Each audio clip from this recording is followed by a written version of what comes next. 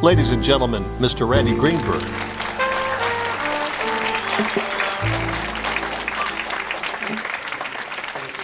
So what I'm not going to talk to you about today is the creative aspect. I'm not going to talk to you about how to change the arc of a character, or how to make the character better, or how to interact with the characters, or add love scenes, or put car chases in. I'm not going to talk to you about any of that. That's a totally different subject that's subjective to every person you talk to and every person you try to sell something to. What I'm going to talk to you today is about the business aspect of being a producer. So this is what you all think of when you think of a producer. It's what you all think of. You think of this, there's parties, there's the big house, there's the Bentley, I'm going to premieres with the Entourage group. This is what you think about when you think about being a producer. What I have to tell you is it has nothing to do with that and everything to do with business. Okay? As a producer, at the same time you're doing all of this, you've got to find the right project, you've got to get the script written, you've got to get it good. You've got to find people who can be your wardrobe and costumes and set decorators and art design and locations. You've got to find all of that and make it all work. You've got to put a budget together. You've got to find your financing. That's what a producer does. It's not that. That's the fun part if you ever get there. So there are two types of producers. Are you what you would call, or have heard for years, is the independent producer, which Bill Mechanic said years ago is not the independent producer. You are dependent on everybody to get something made. Or are you a studio producer? Now, the difference is, there's only slight differences. Every producer is, do you want to work for free? Do you love being on roller coasters? Do you love rejection? Do you love having your phone calls never returned? Can you pay the rent without getting paid? And do you have 5 years to wait? That is, with a producer, whether you're dependent or a studio, for most part, that's the way it works. Now, a studio producer, all they've got on you is they're related to somebody who's in a senior level exec at a studio. They either, or their best friends, ex-wives, current husband, whatever, is an A-list talent. Or they manage, represent, produce, or own one of the top 20 books, authors, IP creators in the world. That's who gets a studio deal and winds up as a studio producer. Unless you've made multi-pictures that have made over $100 million, and then you can get a studio deal. But before you get the studio deal, you're still a dependent producer. So that's the difference. And the first thing you have to worry about is, what am I going to make? Where do I find it? Is it a script? Is it a book? Is it a brand? Is it a franchise? Is it a toy? Is it a video game? Is it a comic book? Is it a graphic novel? Magazine article? Autobiographical? Internet sensation? The Fred movies that are being done at Nickelodeon? It's off of an internet sensation. So what is it? Where did you find it? And for the most part, financiers, studios, and distributors today want it to be a recognizable brand. Something that someone already knows about. Because they're all lazy, and all of us are lazy as consumers, that we don't want to dig for information anymore, and we don't want to take a chance. If we're going to pay $10 on a ticket, I better know that I'm at least going to get my money's worth. That's why Transformers works, or next year Battleship, or the Ouija board if Hasbro can get that off. You're interested in it, and you'll leave going, oh, that was all right. But if it's a movie, called, Dish for Dessert, you don't know anything about it, and you leave and you don't like it, you want your money back. But as a brand, you have a little more cushion to be bad. So I'm going to go a little further into this. This is the studio philosophy about making movies. And as a producer, you need to know this, okay? Because if you want a studio to distribute your pictures, and you do, you don't want to self-distribute. It's a fallacy. It's not a good idea yet, okay?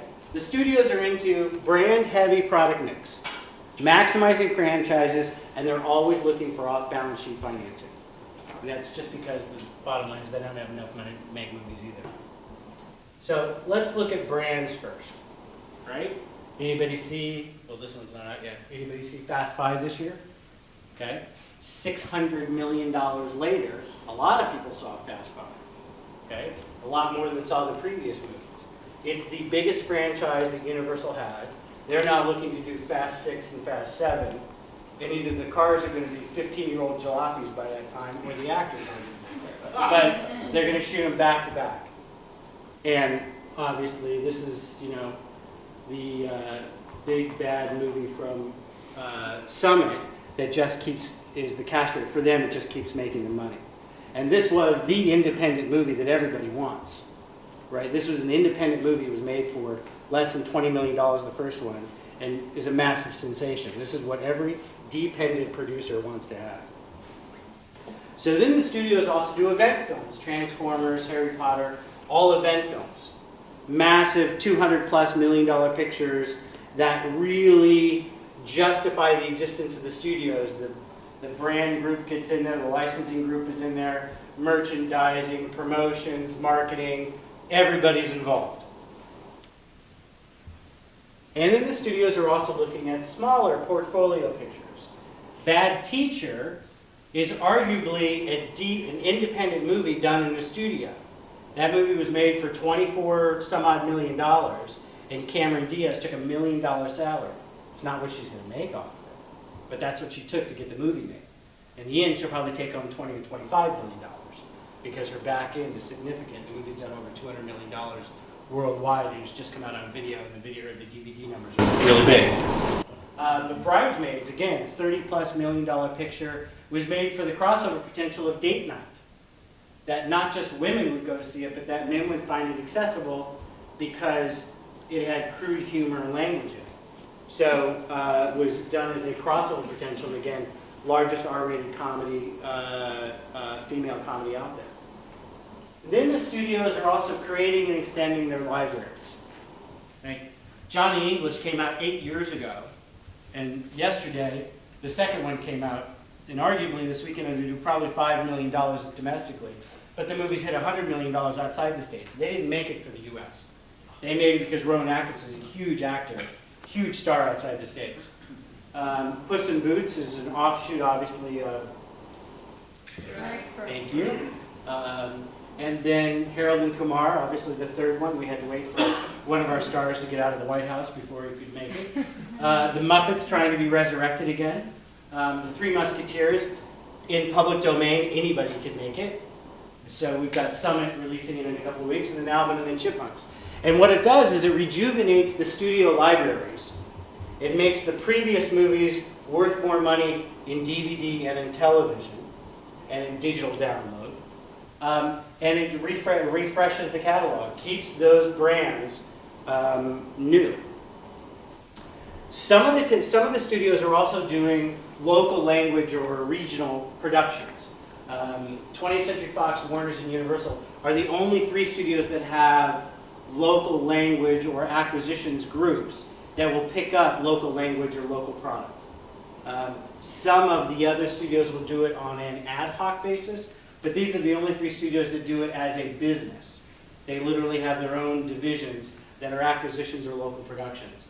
And Warner's distributed one of the biggest French movies this year, and it did somewhere around $60 million at the French box office. So we're not talking about small movies either. We're talking about what could arguably be the biggest local language movie of the year. So, and the reason I tell you that is because you're not all American. English is not necessarily your first language, and this industry is a global industry. Make no mistake about it.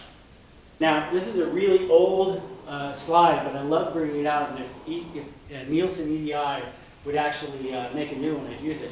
But this is a great pie graph to show you where material comes from.